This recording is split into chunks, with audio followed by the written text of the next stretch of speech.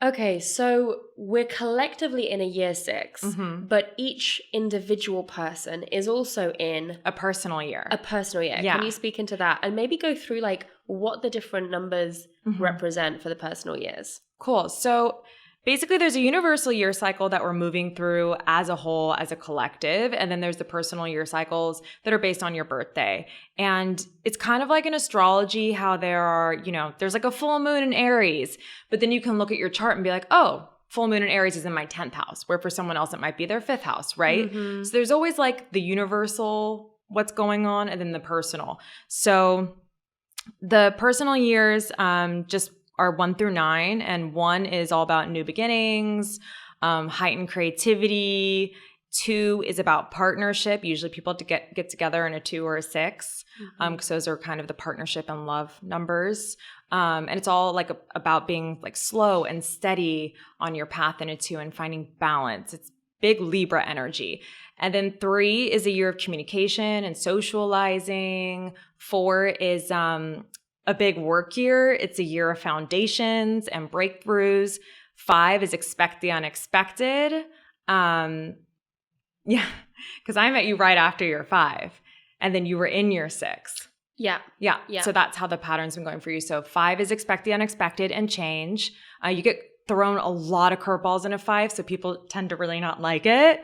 If you love like unexpected things, then you'll like the 5. And then 6 is, of course, the marriage or divorce year. It's a year about relationships and family and love. 7 is the most spiritual year. A lot of people have spiritual awakenings. It's very inward focused, lots of solitude. It's about like nurturing your inner world. Then there's 8, and that's the money and power year.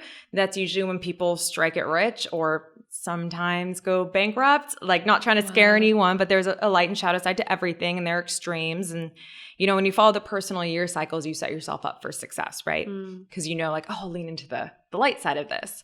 And then there's 9, and the 9 year is all about death and endings and letting go. Sometimes there can be an actual like physical death in or around the 9. But it's also very like metaphorical death, because you're dying as a person before you go into year 1, where you're a totally new person. And the year 1 is all about like focusing on, yourself and who you are, because it's 9-year cycles. So to go from the 9 to 1 is like a really big initiation.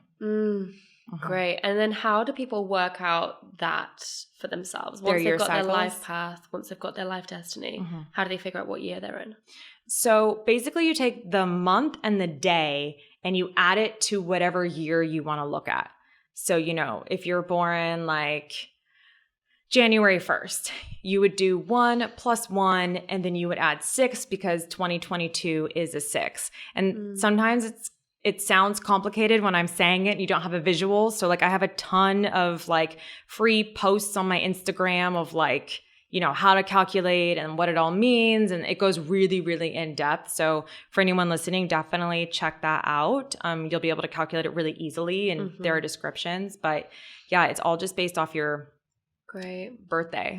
And because I found it really helpful, and I think all of our listeners will have done as well, to kind of hear what each year means. Can you go through the different numbers for like life path as well? Oh yeah. Okay. So I can go really deep on this, but I don't want to okay. So there are mini life path numbers here, because there are 9 single digit and then 3 master numbers. So I'm just kind of name what they are. And again, like check out my Instagram, because I have like reels on life path. There's so much information on life path. But 1 is the creative pioneer and the innovator.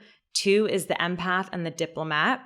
3 is the communicator, and they're here to master self-expression. So a lot of artists are 3s actually. Then there's 4, and that's the builder. People like Oprah. Oprah's a 4? Yeah, she's a 4. Damn. Yeah, makes sense though, like the builder. The builder. Okay. And then 5 is the freedom seeker and the traveler. Russell Brand is a 5 with 11 destiny. I think I told you that. And I only reference like celebrities to give context. I think it really helps. And then there's 6, and that's the nurturer. And 7 is the seeker and the philosopher. 8 is the powerhouse. They literally can do anything. They're here to master the material realm. So like Jane Fonda is an 8, Stevie Nicks is an 8. Then there's 9, and that's the humanitarian. So like Gandhi, Mother Teresa, Priyanka Chopra are all 9s. And then the master numbers are 11, the psychic. And then 22 is the master builder, and that's considered the most powerful number in numerology. Richard Branson's a 22, Wow. and so is Paul McCartney. And then there's 33, and that's the rarest number. I mean, even after all these years and how many numbers I've calculated, I've only come across 4 personally. And even like when I made like a life path reels of notable figures, it took me hours to try and find 33s. I can only find 3. Yeah. And I like really searched. Wow. And the 33 is, the enlightened nurturer. So That all the makes master sense. numbers have like an element of spirituality to them too, like a spiritual sense I have about a friend them. who's a 33, and that definitely correlates with her. Mm-hmm.